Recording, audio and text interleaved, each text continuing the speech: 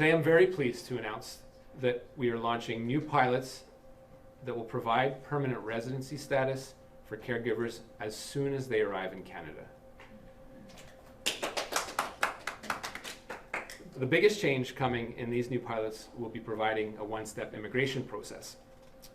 Before, caregivers first needed to get work permits and then obtain work experience before applying for permanent residency. Under the new rules, we're simplifying the process and providing them with a clear, straightforward pathway to stay and care for our loved ones.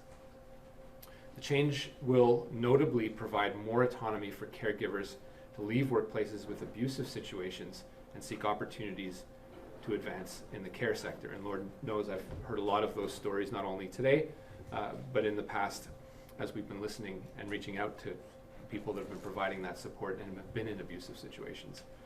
I'm also pleased to share that we are lowering, out of fairness, the language requirements to Canada Language Benchmark 4 under these new PR on arrival pilots. Our aim is to strike a balance between breaking down the barriers caregivers face to get PR and selecting newcomers who will be resilient to changes in the labor market.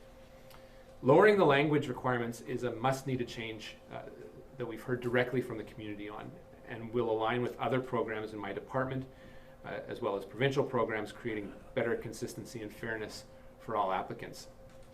Caregivers will still have the needed language skills to work in the caregiving field. Let me be clear about that.